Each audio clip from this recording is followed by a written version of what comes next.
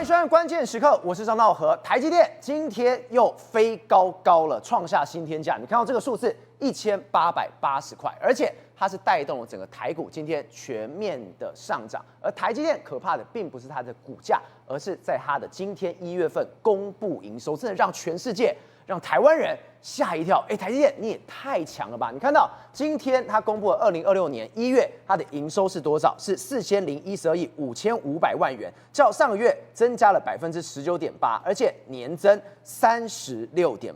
而它里面还预告一件事情，他说在第一季的这个所谓的营收毛利率在65%，台积电强成这样，大家想问到底是为什么？或许在这一次的美式足球美国的超级杯里面，可以给你一个答案。今年 AI 的广告竟然占了23%，而且这23%里面很多的广告真的是用 AI 来进行生成的。那这个广告贵不贵？当然贵，在超级杯播30秒的广告，竟然要800万美元，而且比较贵的恐怕要到台币，等于换算起来要到台币3亿元，这个天文数字。那为什么这么贵还要继续放？因为现在就是 AI 时代来临，而且一放之后，你看到包括了辉达、包括了甲骨文这些 AI 股，全面都通通上涨，而这背后都是 AI， 这背后都是台积电，这背后都是我们台湾。好，我们现在介绍今天的来宾，第一位财经专家黄世聪，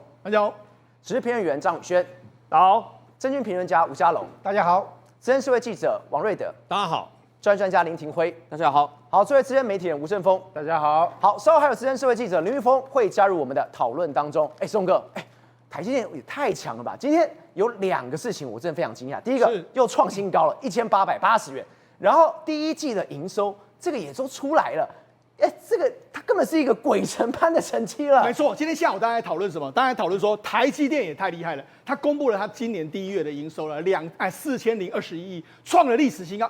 过去1月都是淡季，就没想到创了历史新高。对，所以你就不难想象为什么它今天的盘中的时候创下了1880块的这个历史天价。我们记得去年还有教授说会跌到500块，现在已经来到1880块了，打脸了，对，都这样了，没错。而且我跟他讲，现在的在我们现在录影的进行之中来说的话，台积电的夜盘已经看到1900，所以我们搞不好最后有机会，如果今天美股没有出意外的话，搞不好明天有机会看到1900块的这个历史新天价。所以那我们讲说台积电那会涨到哪里去呢？我跟他讲，台积电的这个高点，我觉得可能无需设限。为什么？我们给大家看几个状况。我看美国过去的美国的超级杯刚打完，对不对？对。超级杯其实也是一窥美国今年的这个经济非常重要的这个橱窗。对。为什么这样讲？今年的超级杯30秒的广告平均价是800万美金，800万美金我们简单乘以30来说，它是2.4亿。但是贵的时段有时候可能30秒要到3亿元左右，30秒台币3亿。对，这样烧下去，那你知道，事实上我们就看那今年的这个超级杯广告都是谁呢？我在讲飘来浓浓的 AI 味啊！为什么？有23%的广告来说都跟 AI 相关，对。然后呢，有些制作的构成来说的话，也是用 AI， 所以等于是说相关 AI 的这个占比是相当高，要么就是 AI 的产品，要么就是 AI 制作的这个广告，对。所以 AI 可以说是今年整个超级杯的最重要的指标。另外一个，我们不要忘记哦，接下来还有中国哦，中国的春晚今年也是 AI 为主轴，今年的中国的春节就是满满的 AI， 所以你看这个美国的 AI 大平台，还有中国的 AI 大平台，2个平台这样搞下去。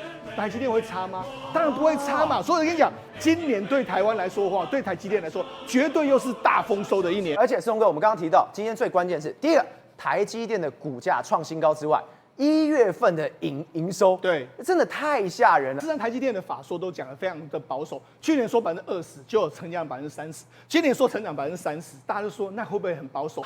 那大家都在说可能保守，但是今天公布这个数据之后呢，大家就知道说，果然台积电讲得太保守了。为什么？他公布了今年第1月的营收是新台币4012亿，对，然后呢，较去年年增36.8%，原本他说今年会成长30%。结果他第1个月出来是36.8%，他第一次突破4000亿的这个状况，所以等于是开门红的一个状况。甚至我们知道说，去年12月是旺季哦，去年他还比去年12月旺季还增加了19.8%，创下历史新高。所以才说为什么台积电股价会再往上冲，这个其实一点都不意外。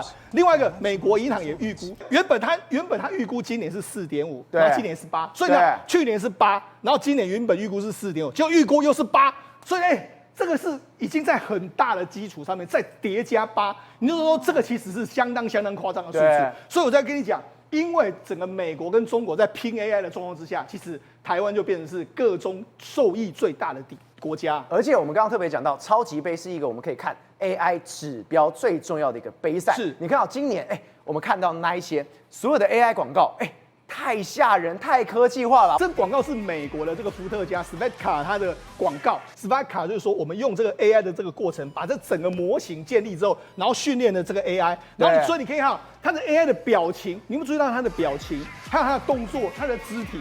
你可以想象说，这完全是一个 AI 做出来的一个广告吗？所以呢，它就是这样子一个情形。他花了4个月，真的把它搞成了。对，没错，它就用这样的一个情形。好，那我们就讲。今年统计的这个结果是这样，有23的广告是跟 AI 相关，对，然后66个广告时段中有15个广告是用所谓 AI 为主题，或者用 AI 公司来投放，就约莫占了1/4左右。好，那尤其是今年的科技公司在广告的支出是2022年的2倍，所以今年重点，因为2022年那时候是，今年真是砸钱了。对，因为当时大家在拼这个加密货币，所以当时加密货币有很多广告，但是今年不一样。好，今年有一个比较有意思的，就是有这个 AI 公司趁着这个所谓的美国的超级杯互相呛虾。我们现在看到这个广告是什么？这个美国的这个 AI 新创公司 Anthropic， 对 ，Anthropic 简单来说，它是 ChatGPT 的第2名，它这个语言模型在美国第1名是 GPT， 然后现在 Gemini 也追上来，那这个 Anthropic 就是第3这样一个状况。就没想到他在里面模型说什么？你可以看哦，我这个小孩子问这个人就说：“你可以练出这个 AI 的这个6块肌吗？”简单来说，这个黑人的意思呢，就是他就是这个 ChatGPT 啊。对。然后他就说：“好，你要练出6块肌，好，我帮你客制化。”然后他就开始说：“你要可以试试所谓的增加，你要试试这个产品啊，这个产品可以增加1公分的这个鞋垫，让小个子也能够昂首挺立。”他不是在问他怎么练6块肌吗？是。结果他变成什么？你缺个 GDP， 对，你只会推销产品。对，所以这个 Anthropic 你看他就说。Ads are coming to AI， 对不对？就是说广告要到 AI 来了，所以它等于是因为什么？因为这个奥特曼前一阵子才说我在未来的 ChatGPT 要弄入 AI， 所以他就用这个广告来羞辱。你看，这个其实某些程度来说 ，Anthropic 他也没有要为他自己的产品要搞，他其实是要来羞辱 ChatGPT 的。是因为广告上面已经开战了。对，而且这广告很贵照我刚才不是提到吗？30秒要新台币这个2亿多，他照样砸这个钱，你就说 AI 公司真的互相砸来砸去，大家都在打新的产品哈。那我们跟他讲，事实上在过去有一个非常有意思的这个试验，这个试验叫什么？威尔史密斯来吃意大利面，为什么？这是一个梗。这个梗是什么意思呢？就是大家都用这个梗来看说 AI 发展的状况。现在看到什么是过去的 AI？ 对，他那个吃到他的脸跟眼睛都变形了。对，没错。我们看这是早期的 AI， 早期 AI 从2023年2023年、2024年开始，你可以看到这一直到现在为止对。2026年，你看2026年的这个状况，你看他拍的感觉来说，就很像，就很有人，很像是一个真人的感觉，非常的流畅。对，然后他吃的这个样子啊，吃的这个表情啊，那种微表情或者微动作，看起来都相当的好。所以你看，你仔细来看他的这个动作，你看。我们来仔细比对前几年那个嘴都完全不对啊，对。但是现在这个嘴，你看很像是他真的在演戏给你看的感觉，但是这其实是 AI 生成的，所以它告诉你什么 ？AI 生成的能力是越来越多。另外，我就讲现在来说，到底 AI 能够做到什么程度呢？特斯拉有释出一个影片。这个影片是什么意思呢？这个影片是这样子的，就是说他们有一个自动驾驶。那自动驾驶的这个状况来说他在罗马尼亚开车，对，开车之后，结果赵文让他遇到什么状况吗？他遇到突然之间，他看到他在他的所谓的这个右前方的时候有一个行人，但他快要撞到他了，那怎么办？他就只好去撞他的这个左前方的一台车。为什么？所以行人是跌倒，你看到那一刹那，特斯拉就做出反应了。他做出了2个动作，因为他旁边有行人，对，右方有行人，所以他不能够撞到行人，所以他只能够去往左去撞那一台车。那撞那台车之后，用到撞到车之后，它会有一个后坐力往后嘛，对，往后的过程里面来说，你也可以看到，他知道这个行人倒在他的后面，他马上后面再赶快刹车，所以这等于是你看他这个动作来说，从这0.0几秒的微秒的动作，你就知道说，AI 已经帮你完成了2个重要的判断，太厉害了吧？对，避开行人，然后避免行人被你的车撞到，所以这就是你看，这就是 AI 系统。所以你在看了这个影片之后，你还会觉得 AI 是什么泡沫吗？不会，这个功能对我们人到底多重要？未来就不会发生那种不幸的意外事件。我相信大家都会非常喜欢。好，另外一个是什么？微软它都有在这个 Super Bowl 的广告，它这个广告里面来说，它是广告什么？广告它的 Excel 啊 ，AI 广告 Excel， 为什么？你看它这个广告的概念是这样，对，它不是在跑步吗？好，跑步为什么它要用这个？因为到时候现在很多运动员他都用很多数据来这个知道，譬如说你的生理数据啊，怎么样的状况，用这个来改善，对不对？他就马上跑过步之后，他马上就生成了一大堆资料，生成一大堆资料之后，然后我可以互相比对谁，他就说我们要去找一个更强的人，他说是谁？就是我们眼前看到那个人。所以所以他就是这样子，对，所以他就等于是把 Excel 加上 AI 之后呢，我未来可以更狂，更加厉害。好，那我就跟他讲，不是只有老美要拼啊，你知道吗？事实上前一阵子不是伊隆马斯克也说，如果美国 AI 搞不起来，美国就亡国了。对，中国也是一样，中国也在拼。中国如果 AI 搞不起来，他也会亡国啊。所以他怎么办？你看今年来说的话，他们这个中国的叫 C Dance， 我跟你讲，这个武打动作都是 AI 合成的。为什么？因为我只要输入给他一张这个我的人或者我的脸，我要做成什么样子的影片，整个照片之后，它就可以生成大概是约莫是5秒，然后108P 规格的这个影片大概是41秒左右。那怎样？他就用这样来这个运作，所以它运作起来非常非常的流畅。好，那除了这个运作非常流畅之外，我跟他讲。事实上，今年的春晚还会有所谓机器人的兵团。对，那去年不是第一次有这个机器人在春晚上面表演吗？表演中国的花啦、伞啊，什么一大堆的，表演他们的传统舞曲。今年又会有。所以今年来说，就是由这个上海资源的机器人的这个综艺秀，它可能会登到春晚上面来的一个状况。那么资源机器人除了这个表演的这个机器人之外，还有这个做的很像惟妙惟肖，是个女生的这个机器人，做的非常好，就好像精灵的这个机器人，就是这个。对，所以也是机器人。对，所以呢，好，那你说，哎呦，中国的发展真的蛮快。你看，他们自己又可以做出 AI 生成的影片啊，然后又可以做出机器人啊，然后又可以做出不论是男的机器人或是女的机器人，做的惟妙惟肖，对不对？中国已经摆脱了美国的压制，真的吗？但是我跟他讲，你做梦，为什么做梦？我跟他讲，第一个，这个 C Dance 的 AI 影像合成里面来说，它要用什么晶片？它要加速的时候，它要用 NVIDIA 的晶片，还是要回到美国的辉达？对，没错，还是要用辉达的晶片才能够生产啊。你用你中国的这个什么生成，你就是跑不出来，没有办法。好，另外一个，我们讲你要机器人，对不对？机器人那照理说，哎呀，中国可以摆脱，没有。因为机器人是用 NVIDIA 的 Jetson Soul 的这个所谓的这个 CPU， 所以说来说去，你要这个不论是你自己的 AI 生成的影片啊，或是你的机器人啊，你还都是摆脱不了辉达嘛。所以现在等于是中国，他想说他已经突破出来，但是什么？他还是没办法去逃出美国的五指山，当然不可能，完完全全被美国掐着走的。是没错。好，那我们就讲，实际上我们就说，这个台湾目前为止的地位当然越来越重要。所以今天有一个消息呢，我觉得让台湾人开始注意到这件事。为什么？美国的联邦众议院今天以395对2的压倒性的票数通过什么台湾保护法？对，那台湾保护法是什么意思呢？他说，如果台湾的安全受到中国的行动威胁之后，美国就要全力把中国逐出到金融体系跟组织之外。所以这什么意思？这意思是美国的众议院挺独立台湾呐。对，我喊你台湾站在一起啦，中国敢入侵你，或者敢对你怎样，我就把中国逐出这个国际金融体系。那当然，目前为止众议院通过，还要参议院通过，然后还要这个川普签署。大概率会过。好，那你也想说，那为什么他们要通过这个法案？因为很简单嘛，照我们刚才不是讲，美国现在要拼 AI 拼不起来，他国家会完蛋。那你要 AI 的话，请问你要用到谁？因为台湾，因为台积电。对啊，所以他一定要把台湾好好绑住。因为如果假设中国 keep 不赢，他就把这个台湾威胁台湾之后，你 AI 就停摆了嘛。所以主要就是这样嘛。哈，所以我们跟他讲，事实上以目前为止的这个情形来说，你看台湾，我们这个台积电好，其实也看得到端倪啦。因为我们台湾1月的出口是年增大概70%左右的一个数字嘛，对不对？那你看我们的这个出口值哦。照你看，一个非常漂亮、一直往上冲的这个概念，趋势是往上。你看高点越来越高，高点越来越高，这就是趋势往上。而且里面最可怕的是什么？是资通与视听产品，像伺服器跟显卡，31对，31红对，你看我们的这个刚才你讲的这个伺服器跟显卡，还有机体电路来说，占整个出口成长都是来自他们，90%都是来自他们。好，那我跟他讲，还有另外一个比较有意思的。为什么中国现在都想说，不行，你不能够台湾不能够跟美国的这个贸易的协定能够过关？为什么？我们给大家看这个数字，这个数字就是我们台湾对外投资中国的占比。你看这节节的滑落，对，然后另外一个绿色线是不是中国的占比？你看一直在往上攀升。所以简单来说，台湾的经济正跟中国在慢慢脱钩之中。对。然后反过来说，在非中国的部分，特别是美国的部分，在快速的增长之中。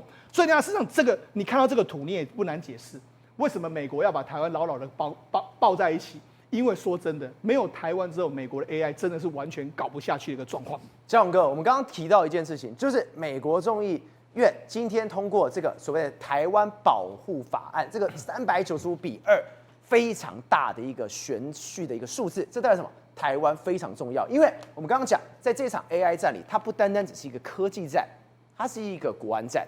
这国安战，台湾的重要性非常非常高，而且为什么说这国安战？你看到连战争部长赫格塞斯已经说，对我们的确有在用一些 Gemini 等等的 AI， 现在他竟然也要把什么，把 Gemini、Grok 跟 ChatGPT 新的也加入美国战争部，他说让美国所有士兵都能够用 AI 的。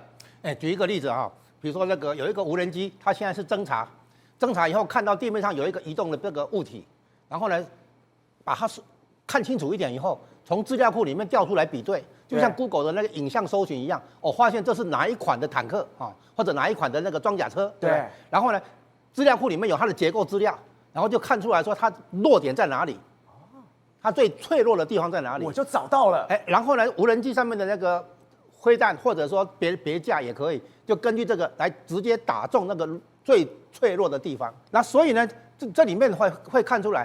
AI 本身是军备的一部分，然后它的投资本身是一种军备竞赛啊，就是大家来搞 AI 的话，这个非常像是一种新形态的军备竞赛。对，是什么意思呢？就是说，如果你有经济效益 ，OK， 那就是商业行为，但是呢，很多投入来不及看到效益，这个时候就变成浪费嘛，哈。对，我们就形容为军备竞赛。那这种事情发生在中国的晶片的那个事业里面，国家补贴很多钱，然后很多企业就来赚这个补贴的钱，他们就拼了，不是吗？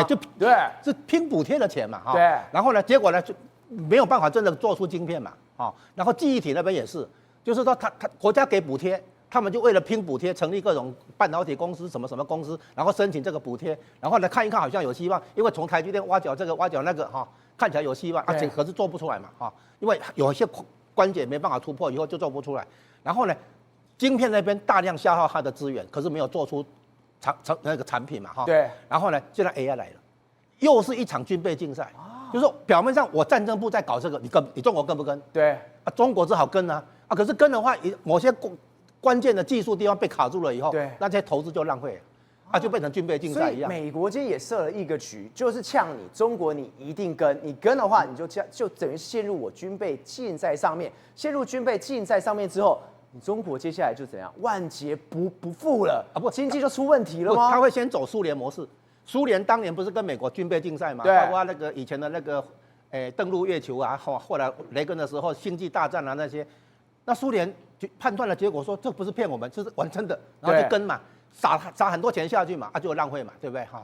然后美国跟中国的这个大国博弈一样，就是说从表面上看跟军备竞赛有关，对。但是军备竞赛的后面是各种高新技术，高新技术的背后比的是创新能力、人才。对，然后是创新能力的话，很多条件嘛，比如说你要那个不要定于一尊嘛，你要搞多样性嘛，尊重多元嘛，然后保护个人自由嘛，最后重点保护创新成果嘛，你要保护私有产权。然后呢，你不能动不动搞公有制国有化嘛，然后你要保护智慧财产权嘛。对，中国都没有嘛。所以呢，中国现在的那个科技是怎样？他在2015年的时候，习近平推中国制造2025，要从制造大国变成制造强国，方向没有错，但是他的手段是窃取嘛，或者并购嘛，或者那个挖角嘛，这种嘛，它不是本土的这个创新能力、创新制度、创新文化的培养嘛。那现在美国使出杀手锏，就是不让中国的留学生来理工科部门了。对，你要来学文化艺术可以，语言，但是你要去学那个理工的部分，砍掉。所以他把这个学习跟那种，他完全把科技把它掐脖子了。对，人才，对，人才培养，高阶人才培养，所以说高阶理工人才培养，整个把它拉长。然后呢，这样的结果，中国就只能用已经培养的现有的人才。新的人才就没有了就新的人才，美国不帮你培养，你自己弄你有办法你自己弄，你不要再来指望我培养你的人才，你再来对付我。所以呢，现在看出来，一方面是 AI 产业本身，像这个图的话，里面美国的 AI 无人机当作平台，底下可能挂小只的无人机，通常是挂攻击型的飞弹嘛，对。然后呢，发现目标以后下达指令，然后飞弹打出去嘛，然后飞弹可能会说不定还会在空中搜寻目标什么什么的。那现在变成什么？变成一架无人机做平台，它可能还有僚机，然后底下还挂小型无人机，然后这些无人机变成攻击型。那小型无人机的话，准备在台湾量产，因为通过这个检验了哈。那这里就会变成说，美国跟台湾的无人机在高度合作密切合作。然后呢，就变成说强化防卫能力的一部分嘛。所以我们台湾的劲风无人机到了美国去测试后，这个就是刚刚讲关于这个人才的培养，还有科技的 share，现在台美真的是完完全全很紧密的了。对，所以深度绑定，这样的结果，一方面有产业跟技术上的含义，二方面有军事上的含义，对，再来有地缘政治的含义，最后有外交关系上的含义，就是美台双方的实质关系然后这个还会影响到日本，对，因为日本那边从九州到琉球群岛一直到那个什么与那国岛、台湾附近这些，这个叫西南诸岛，这里面充分军事化，对，就是雷达系统啊、那个侦测啦、飞弹打击啊、无人机啊这些都要。那我们台湾如果无人机的射程如果达到1000公里的话，什么含义你知道吗？就跟琉球要部署1000公里的中程导弹对，打击范围到上海、杭州在内。那如果台湾是1000公里的话，一样，那就是说从侦察型的无人机转成到攻击型的无人机，这个就是一个很重要的那个跨越。然后将来的话，就会变成从产业到国防都有重大含义。宇轩，今天有个讯息让我真的觉得难道现在汽车业，难道现在消费者的春天是要来了吗？我们之前讲台美的关税已经都谈好了，但是汽车关税还没有定案。结果今天消息是，经济部长龚明鑫约大家喝咖啡，大家指的是谁？包括国瑞汽车的总经理、台湾本田汽车、福特的中华车副总。难道今天未来在几个月后，真的汽车关税真的是要降了吗？降了之后，大家真的可以便宜买车了吗？正好因为在谈判关税的时候，很多人在讲说，难不成台湾的这个购车族的天堂要来了吗？有廉价便宜的这进口车可以来，而且我们国产车是不是要面对到末日？是不是要把国产车当祭旗，才能换到15%的关税？所以今天呢，当这个召开这个会议的时候，大家所有眼睛的目光都放在这边。第一个要问的是什么？到底关税最后出来的结果会不会真的是0%？在第二件事情，国内的汽车产业受影响多少，以及呢，我们进口车是不是能够买到便宜？所以呢，龚明鑫话讲得非常保守，他只跟你讲说最极端的影响的状况呢，可能会影响到产值1%，还算是可控。这样听起来感觉好像没有什么太大的影响啊，好像没有影响很多，对不对？但其实不是这样，因为你仔细看他找了几台车，比如说我们俩。第一个国瑞汽车，对，以及我们讲的本田，还有这个中华很多人可能我们讲的一般开车主不一定知道，商用车居多，还有所谓的福特，他等于说呢找了这几家厂商来谈这几个问题。第一，如果是0%的话，你们有没有办法因应？你们的承受程度是多少？在第二，那我们有没有相关有一些配套方案？比如说你生产线的转型，或者是你的产品跟它做市场区隔，所以它等于是在行前教育，也就是跟他告知说未来很有可能发生的一个状况，那你们要如何去处理？但是为什么我说其实也没那么严重？因为你仔细想想看。从美国进口的车辆，各位不是欧洲也不是日本欧洲跟日本并不在这一次的适用范围里面，因为我们是 FTA 的性质，所以只有美国车。那美国车最大量的是什么呢？豪华车，也还不是全部的来，所以他说进口都是高级车。那国产车呢，相对来讲很平价。那你说，如果说突然间呢，因为这个关税的关系国外的这些平价的一般的房车要卖到台湾来，其实它难度很大。因为台湾本来就没有在跟美国去进口这些产品，所以在这个前提跟状况之下呢，影响跟冲击它是有限的。但是我们现在以一个极端的例子去算给你听，因为我们知道像我们现场，比如说像世聪哥，他比如说可能可以买的房车呢，它就是500万啊、600万、700万、800万，那个叫什么？豪华车款。我们以豪华车款来跟各位做计价，你一定以为说只有关税，对不对？不是，来。进口关税这个叫第一关，也就是它的税率呢，大概是17.5左右。那未来这个税率呢，会变成是0。但正好你有没有发现一件事情？底下为什么哩哩杂杂一大堆乱七八糟的项目？还有货物税，还有营业税。对不对？对，所以你知道这个可怕在哪里？你知道吗？不是用加的，它是用乘的，也就是我本来的车价要先乘以进口关税，对然后进口关税乘完之后。再乘上货物关税，然后呢，再乘上营业税。哇塞！那如果你市价超过300万的话，再乘上奢侈税，所以林林总总加起来，比如说你要买 B&W 的大7，或者是宾士的我们讲的 E Class， 或者是更高阶的 S Class， 不好意思哦，税率大概要将近快70%左右。所以你知道吗？一旦未来如果说第一关，也就是这个进口关税 no 损。但是我们把这个车辆进口进来，大概将近还是要大概4到5成左右的一个税率。对，所以换言之，消费者真正能够拿到的划算大概是多少呢？至少大概我们讲将近约要1成左右。对，所以比如说你以1000万为例你买到一台车1000万，对不对？比如说我去买一台兰博基尼啊或什么的，其中光台湾课税就440万。啊，最可怕的在这边，所以它原本的车价可能才560万，对，然后我付税金付了440万，对，但我讲现在的价差就在这边，也就是如果说第一关的那个进口关税呢不用的话，后续它那个加成效应也会产生很可观。照真正可怕，我跟你讲，对刚刚那些车上来讲，最大的影响知道什么吗？是特斯拉，对，因为特斯拉电动车。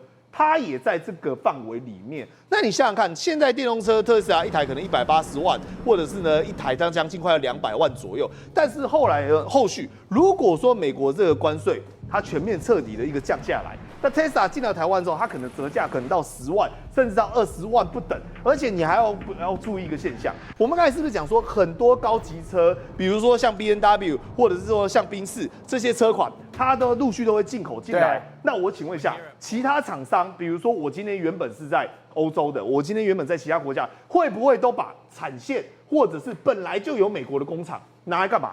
发到台湾来，所以呢，这个情况下，其实特斯拉可能是会对台湾的国产车到电动车影响最多的，因为它的价格。所以现在等于是什么？现在最受惠的是什么？是特斯拉。对，所以特斯拉的车主可以期待了，喝完咖啡真的是要买到便宜车了。对，也准备要换车的，就是你原本已经买过特斯拉，那你未来要换车的话，它可能会变得更便宜。